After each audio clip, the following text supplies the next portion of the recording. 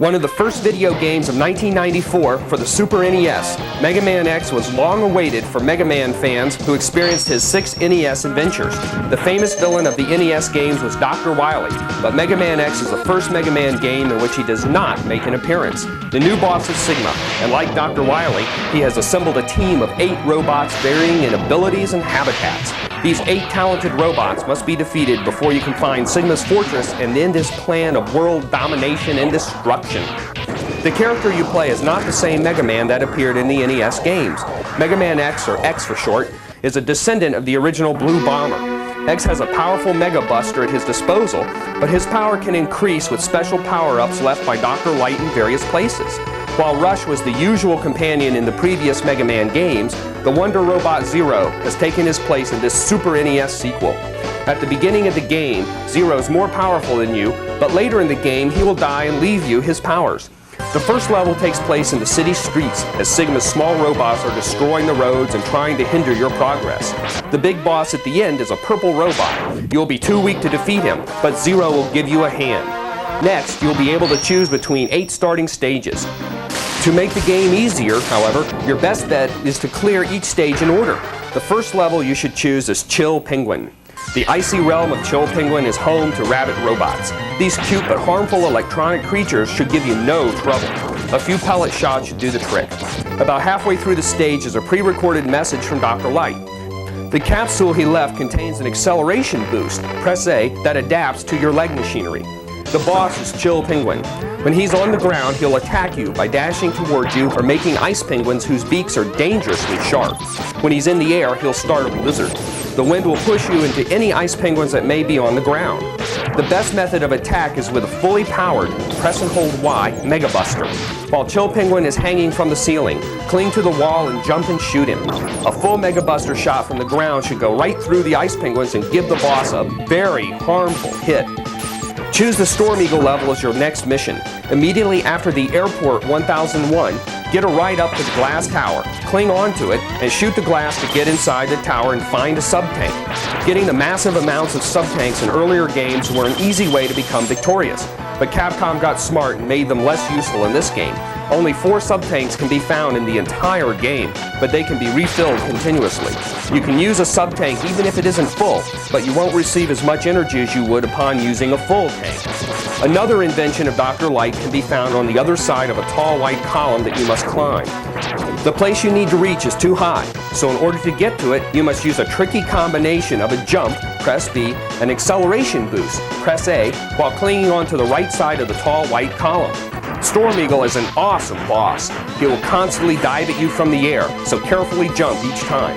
Shoot a full Mega Buster shot at him whenever he hovers in the air, and when he's on the ground, fight against the wind by dashing, press A, continuously in his direction while firing at him. Flame Mammoth is your next target. Your first task is to get another sub-tank. You will know when it is near, when the ceiling is higher than the screen can show. Climb onto the highest of the 5 platforms and make a dash jump to the left to find the place where the sub-tank is hidden. Flame Mammoth is easily beaten with the wind weapon you got from the Eagle. Shoot him from a distance. When he gets too close or blocks you into a corner, wait for him to jump and run under him to resume your attack. Spark Mandrill is an easy boss. Shoot him with the Ice Beam until you defeat him.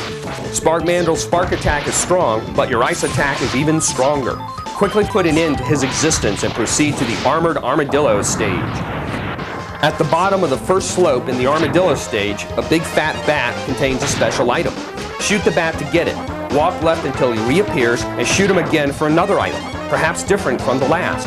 Continue to the right and fall down a shaft, but cling to the shaft wall near the bottom. Let a huge rock-clearing machine pass beneath you, and then fall down and walk to the left to find a third sub-tank.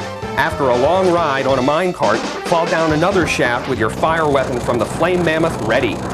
Quickly destroy another rock machine and continue down the narrow hall until you reach the heart tank. Get this valuable item to increase your health meter. The last minecart ride makes this level the coolest in the game.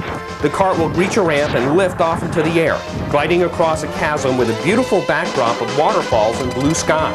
If you want, you can dash jump off the cart onto the cliff to the right and find a secret item on the top. Fall into the chasm and repeat this procedure 4 times to get something ultra cool.